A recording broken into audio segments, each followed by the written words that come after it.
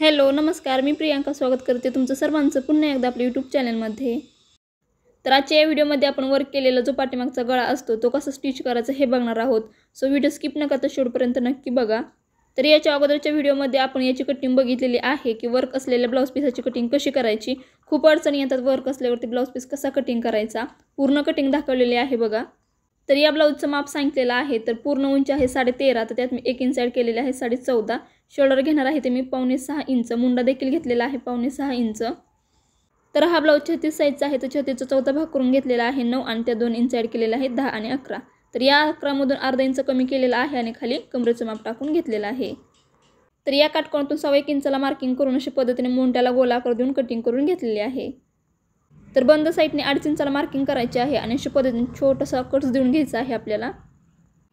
तर गळ्याचा आकार काय द्यायचा नाही, कारण ब्लाउज पीसवरती ऑलरेडी आकार दिलेला आहे, त्यावरती फक्त हा जो अस्तरचा भाग आहे तो ठेवायचा आहे आणि स्टिच करून घ्यायचा आहे। तर बघू शकता ब्लाउजचा पीस बरोबर मधोमध फोल्ड केलेला आहे आणि बंद साईडने आपल्याला 2.5 इंच पाहिजे, पण हा जो भाग आहे तो जास्त एक्स्ट्राचा आहे। तर त्यासाठी काय करायचं, जेवढं एक्स्ट्राचं आहे कापड ना, तर ते अशा पद्धतीने टेपच्या साहाय्याने मार्किंग करायची आणि अशा पद्धतीने अर्धा इंच किंवा 1.25 इंच किंवा 1 इंच एक्स्ट्रा असेल तर अशा पद्धतीने बरोबर मधोमध त्यावरती शिलाई करून घ्यायची आहे। तर शिलाई करून झाल्यावरती बघू शकता बरोबर 2.5 इंच आपला हा गळा तयार झालेला आहे। तर हे ब्लाउजचं पीस आपण सरळ करूयात, म्हणजेच ओपन करून घेऊयात। तर यावरती अशा पद्धतीने शिलाई केलेली आहे आणि शिलाई करून झाल्यावरती बघू शकता बरोबर 2.5 इंच जो पाहिजे आपल्याला गळा आहे तो तयार झालेला आहे। तर ब्लाउज पीस अशा पद्धतीने ओपन करून घ्यायचा आहे आणि त्यावरती अस्तर ठेवायचा आहे। तर बरोबर मधोमध अशा पद्धतीने अस्तर ठेवायचं आहे आणि हा जो गळा आहे तर जे मधलं अंतर आहे ते 5 इंच आलं पाहिजे अशा पद्धतीने ठेवायचं आहे। दोन्ही साईडला बरोबर 2.5 इंच पाहिजे अशा पद्धतीने हा जो अस्तरचा भाग आहे तो ठेवायचा आहे।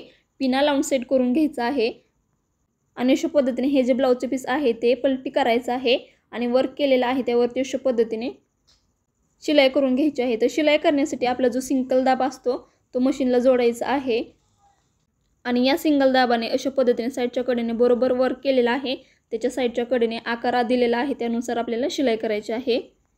तर अजिबात घाई करायची नाही, जसा आकार दिलेला आहे तसा त्यानुसार आपल्याला शिलाई करून घ्यायची आहे।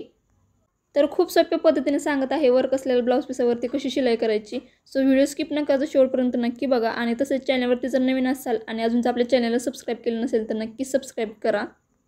तर इथं बघू शकता शिलाई करून झालेली आहे परफेक्ट अशी। तर गळ्याची शिलाई करून झाल्यावरती खाली कमरेच्या साईडने अर्धा इंचाचं मार्जिन सोडायचं आहे आणि त्यावरती सरळ शिलाई करून घ्यायची आहे। तर शिलाई करताना कुठेही पुढे मागे करायची नाही, एकसारखी शिलाई करायची आहे। तर ही शिलाई करून झाल्यावरती साईडचा एक्स्ट्रा जो कपडा राहिलेला आहे तो कट करायचा आहे आणि साईडच्या कडेने छोटे छोटेसे कट्स देऊन घ्यायचे आहेत, म्हणजे जेव्हा आपण हे कापड उलटं करू तेव्हा फिनिशिंग खूप छान येते। तर खाली कमरेच्या साईडला अशा पद्धतीने जर तुम्ही शिलाई केली तर खाली कमरेच्या साईडला कमरपट्टी जोडण्याची काहीच गरज पडत नाही, अगदी कमी वेळेत आपली ही पाठीमागच्या भागाची शिलाई करून तयार होत असते। सो तुम्ही ही पद्धत नक्कीच वापरा जर तुम्हाला माहीत नसेल तर। तर बघू शकता खालच्या म्हणजेच पाठीमागच्या भागाची पूर्ण शिलाई करून झालेली आहे। खाली कमरेच्या साईडने देखील शिलाई केलेली आहे आणि गळ्याच्या साईडने देखील शिलाई केलेली आहे। तर हे कापड आपल्याला उलटं करून घ्यायचं आहे अशा पद्धतीने। तर हे कापड उलटं करून झाल्यावरती या गळ्यावरती दाबटीप टाकायची नाही, कारण वर्क केलेलं आहे त्यामुळे। तर बघू शकता सविस्तरपणे सांगितलेलं आहे शिलाई कशी करायची ते। तर हे कापड उलटं करून झाल्यावरती गळ्याच्या साईडने काही शिलाई करायची नाही, पण कमरेच्या साईडने मात्र दाबटीप टाकून घ्यायची आहे आपल्याला। तर त्यासाठी हा जो पाठीमागचा भाग आहे तो व्यवस्थित अशा पद्धतीने उलटा करून घ्यायचा आहे। तर उलटा करून झाल्यावरती फिनिशिंग बघू शकता गळ्याची एकसारखी शिलाई केल्यामुळे किती सुंदर असा हा आपला जो गळा आहे तो तयार झालेला आहे।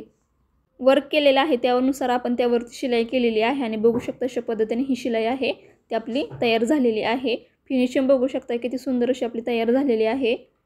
ब्लाउजवर जर वर्क असेल तर तो कसा कटिंग करायचा आणि त्यावरती कशी शिलाई करायची हे जर तुम्हाला समजत नसेल तर आपला हा व्हिडिओ बघून तुमच्या लगेचच लक्षात आलेलं असेल आणि काही समजलं नसेल तर मला कमेंट करून नक्कीच विचारा, तुमच्या प्रश्नांची उत्तर देण्याचा मी नक्कीच प्रयत्न करेल।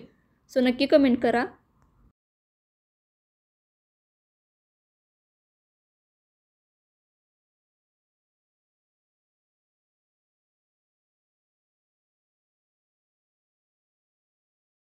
तर ही शिलाई करून झाल्यावरती साईडच्या कडेने देखील दोन्ही साईडच्या कडेने शिलाई करून घ्यायची आहे आणि जे एक्स्ट्राच राहिलेलं कापड आहे ते देखील कट करून घ्यायचं आहे। तर वर्क असलेला ब्लाउज पीस कसा कट करायचा माप टाकताना जरा थोडंसं अवघड जातं, तर त्यासाठी मी व्हिडिओ बनवलेला आहे आणि तो व्हिडिओ आपण कालच अपलोड केलेला आहे आपल्या या चॅनलवरती। तर व्हिडिओ जर बघितला नसेल तर नक्कीच बघा. खूप सोप्या पद्धतीने सांगितलेलं आहे वर्क असलेला ब्लाऊज पीस कसा कटिंग करायचा, मापं कशी टाकायची. सो नक्की बघा आणि जर व्हिडिओ आवडला तर नक्कीच लाईक करा, शेअर करा आणि असे छान छान व्हिडिओज पाहण्यासाठी आपल्या चॅनलला जर सबस्क्राईब केलेलं नसेल तर नक्कीच सबस्क्राईब करा. तर बघू शकता अशा पद्धतीने मी शिलाई करून घेतलेली आहे पूर्ण भागाची आणि ही शिलाई करून झाल्यावरती जे एक्स्ट्रा राहिलेलं कापड आहे ती मी अशा पद्धतीने कट करून घेतलेलं आहे बघा. तर तुम्हाला आपला आजचा हा व्हिडिओ कसा वाटला मला कमेंट करून नक्कीच सांगा आणि आजचा हा व्हिडिओ जर आवडला असेल तर नक्कीच लाईक करा, शेअर करा. त्याचबरोबर आपल्या या चॅनलवरती जर नवीन असाल तर नक्कीच चॅनलला सबस्क्राईब करा. सो तुम्हाला आपला आजचा हा व्हिडिओ कसा वाटला मला कमेंट करून नक्कीच सांगा आणि वर्क असलेल्या ब्लाऊज पीसावरती शिलाई कशी करायची हे मी तुम्हाला सांगितलेलंच आहे. जरी तुम्हाला काही समजलं नसेल तरी मला कमेंट करून विचारा, मी नक्कीच सांगेल. तर शिलाई करून झाल्यावरती बघू शकता पाठीमागचा जो गळा आहे तो अशा पद्धतीने आपला तयार झालेला आहे आणि या ब्लाऊजची पूर्णपणे शिलाई करून झाल्यावरती बघू शकता पाठीमागचा गळा जो आहे तो अशा पद्धतीने आपला तयार झालेला आहे. तर या ब्लाऊजचा जो समोरचा भाग आहे तो प्रिन्स कट आहे आणि पाठीमागच्या भागाला वर्क केलेला आहे, त्यामुळे अशा पद्धतीने हा ब्लाऊज जो आहे तो तयार झालेला आहे. नॉड लावलेली आहे आणि कापडापासूनच नॉड मी तयार करून लावलेली आहे. तर आपला आजचा हा व्हिडिओ पूर्ण बघितल्याबद्दल थँक्यू सो मच. भेटूया तसेच छानशा एका नवीन व्हिडिओमध्ये.